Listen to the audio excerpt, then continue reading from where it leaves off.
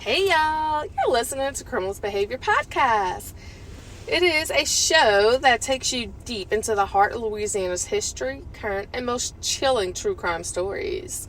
I'm your host, Sarah Doucet, and I'll be guiding you through the darkness of these crimes and all those involved. Each week, we dig into those forgotten crimes or those crimes that are currently happening with the underlying legends that continue to haunt us. So lean in, listen, and get ready because true crime is anything but ordinary. Stay with me as we unravel what happened in this mystery. Today we're on episode number 16, and we're going to be talking about the story of Jody Plauché. If this is your first time, again, hi, my name is Sarah Doucet, and I'm your host for Criminalist Behavior Podcast. I want to thank you for listening to this show, and I hope you enjoy it. So, trigger warning. This episode may contain content of a graphic nature, including descriptions of physical and sexual violence against adults and children. Listener discretion is advised. This case in particular involves death of a pedophile man that did some horrible things. And without saying it away, I'm just going to go ahead and tell y'all what's been happening in my life, y'all. Oh my God. So I've been MIA and I haven't been able to post any podcast episodes within the last week, and I only posted one the week before, y'all. I did try to let everybody know on all the platforms that I probably wouldn't have been able to post because some crazy things went down. Let me let y'all know what happened. We're still going through this, so y'all just pray for us, do a seance, whatever you believe in, sage, anything, y'all, just anything. Just place the good juju on my family, because what I'm about to tell y'all probably will hopefully be something that y'all will never, ever, ever have to experience. So the children that I have, 16 and 17, their father and their stepmother were just arrested for first-degree murder. Now, apparently this murder happened 5 or 6 years ago in 2018, and best believe I'm going to cover this story. Yes, I will. And I think this story is chaotic, so hopefully I understand where I've been at. My mind has not been right. I've been trying to support my children because they are completely devastated on finding out the news. They're even looking at trying to charge him because he has a lot of prior troubles with capital murder. So y'all, yeah, stay tuned to the show because best believe I will cover that. The stepmom has never been in trouble before, but she was pretty much groomed by my children's father at a very young age. So he is all she knows, and she would do anything for him. Whatever he says, she would do. So she got herself in a very, very bad pickle. And the sad part about this, like, obviously the kids involved, but it's not just my children. The stepmom and my children's father also has a set of twins, 4 years old. And one of those twins seen their daddy get arrested. And whenever somebody goes up to them, they say, my daddy's in jail. Y'all, the heartbreak that I feel for not just my kids, but my kids' siblings. I've been crying in and out nonstop because I feel so horrible for all these kids involved, and I just really wish things could be different. But nonetheless, this is the cards that life dealt us, and we just got to play our hands. And along with that, that literally just recently happened.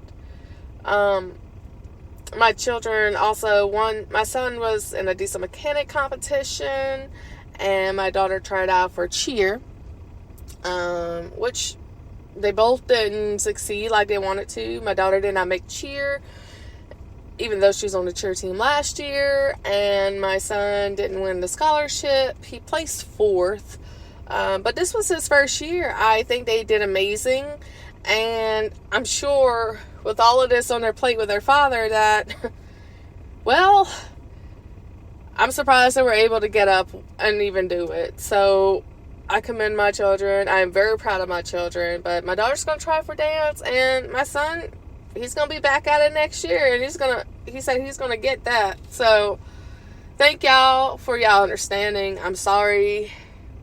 So sorry that I haven't been posting, but I hope y'all do understand my situation. And if y'all want to Google the case, just so y'all could get a little insight, children's father's name is Glenn Rodriguez, and the stepmom is Ashley Cantrell.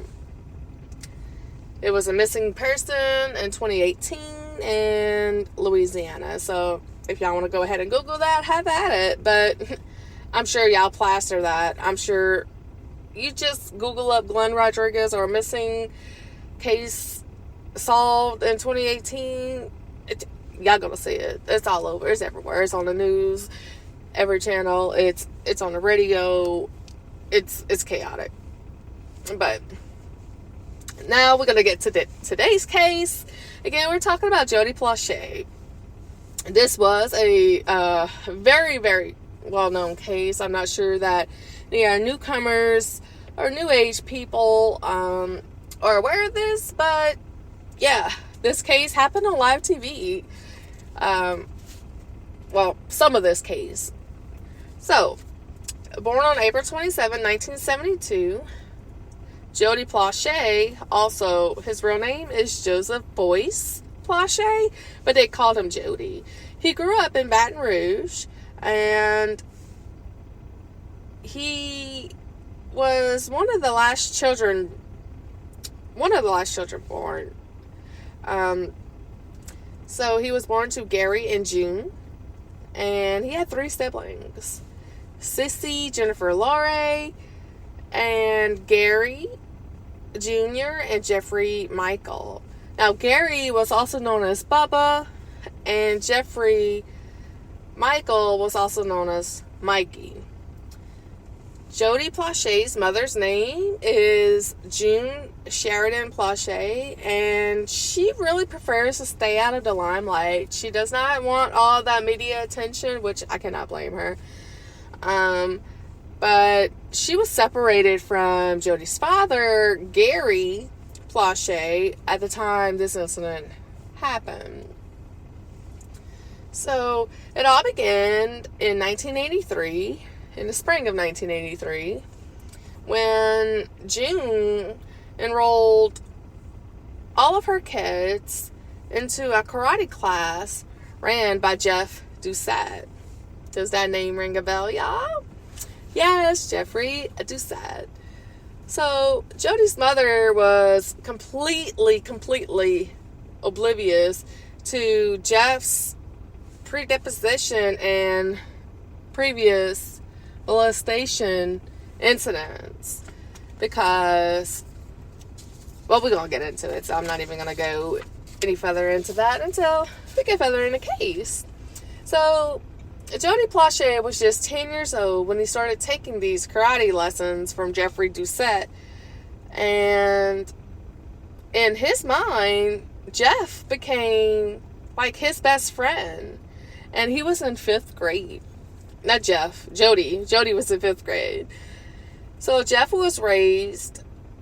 Doucet, he was raised on the wrong side of the tracks, which is located on Port Arthur, which is near Morgan City, Louisiana, and all that area over there. Jeffrey Doucet, which is the karate instructor, he was born one of 7 children to a service station owner, who was born on February 3rd, 1959, in Port Arthur, Texas, which is Jefferson County, for those who didn't know. He was the youngest child of the family, and his father was named Haywood Anthony Doucet Sr., and his father was born in Acadia Parish, and his mother's name was Elia Corville Doucet, which was born in Vinton, Louisiana, which was Calcasieu Parish. So, he had all these siblings. Like I said, he was one of 7, right? And Jeffrey Paul Doucet was the last one born. So, the oldest child's name was Haywood Anthony Doucet, and he went by Sam. Then it was Nelda Doucet, and then Kathleen Mary Doucet, which she was 3 years old whenever she died. She died from a rattlesnake bite, which is very tragic. Then the 4th child was Carlene Doucet. Then the 5th child, Michael, which was known also as Mike Doucet. And 6th child was Roland Doucet. And finally we get to, obviously, what this case is all about, Jeffrey Paul, which was known as Jeff Doucet. So, a little background on Jeffrey, besides, obviously, his family history. He was molested numerous times as a child. And his family would only confirm one of those incidents. He dropped out of 9th grade, and he developed this idea that he wanted to skim a teen, pretty much. He used the students to promote selling mugs and rags to football fans, and whenever the buyers griped about not getting any mugs in the mail, he began dodging those people along with different creditors, and eventually became into fraudulent activities. So basically, he started off by selling these LSU mugs and these Tiger eggs to football players and their families and friends. But whenever it came to deliver the products that they paid for, he never had the product, so obviously they didn't get it. So he just skimmed them from their money. So Jeffrey Doucet dreamed of launching boys' national karate circuit, and some people wondered how he was able to devote so much time to karate and still earn enough money to survive laying carpet with his brother. So there's a person involved named Nippy Melanson, and they stated that the Doucets were their neighbors, and also their children went to karate class with Jeff, and Jeffrey took their children out for burgers. And obviously the person stated that if they had any doubts against Doucet or think that he was ill-doing or would harm their children in any way, they would have never let their kids went off with him. It was known that Jeff dated a girl from the trailer park, but some people really didn't know if he was gay or just funny. Not that it matters, but they didn't really see him go out with any women, but he supposedly had a girlfriend. That's what he was telling everybody, but obviously there was no proof of that. Jeff Doucet was a frequent visitor who got the boys in shape with daily regimens of, push-ups, sit-ups, and running, to the nature that a daily workout to get these boys ready for karate were 100 push-ups, 300 sit-ups, and a 5-mile run. That's a little crazy. Don't expect me to run because, no boo-boo. So, Doucet taught Korean-style karate. He featured on his high kicks with fighting swords, nunchucks, and he took a team of 5 boys on the road to tournaments to Miami, Long Beach, in Miami. And it was there, that's when Jody won a trophy at the Fort Worth Pro-Am, a major national karate meet. And this obviously pleased Jodys family. And June stated whenever some type of accusations or ill will was happening with Jody, she's like, you wouldn't believe what this has done for my children, especially the youngest. And obviously we all know now that the youngest was Jody. She stated that Jody was a slow learner and his balance was unbelievably off, and he couldn't throw a punch without falling down. His coordination just wasn't good. And now, after taking some classes with Jeff Doucet, he jumps rope like a boxer. He's got great balance, and he remembers things when before he couldn't even remember things. One student stated that they learned discipline and better manners. They look up to Jeff, and Jeff tells the children to treat adults with respect, and that's exactly what they did. Jeffrey instructed all these kids not to fight with their parents, and he was overall like a good guy to these kids. These kids really looked at him as one of their best friends and a person that they could rely on. So Gary began hanging out. Gary moved out of the home, which was like 6 months prior to Jody starting this karate class.